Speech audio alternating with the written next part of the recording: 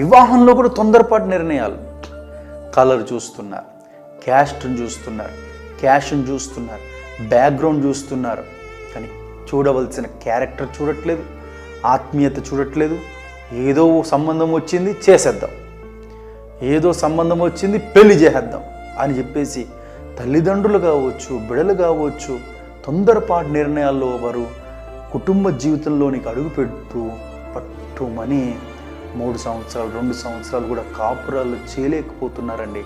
ఈ రోజులలో కుటుంబాలు విడిపోతున్నాయి, కుటుంబాలు కూలిపోతున్నాయి, కుటుంబంలో శాంతి సమాధానం ఉండట్లేదు. మేము తీసుకుంది కరెక్ట్ డిసిషనేనా అని అప్పుడు ఆలోచిస్తున్నారు. అంటే చేతులు కాలిన తర్వాత ఆకులు పట్టుకుంటే ఏం లాభం అండి? మీ అందరికీ తెలుసు కదా ఈ సామెత. కాబట్టి మనము వివాహంలో మాత్రం ప్రాముఖ్యంగా తొందరపాటు నిర్ణయం తీసుకోకండి, ఎక్కువగా ప్రార్థించండి. ప్రార్థన చేస్తే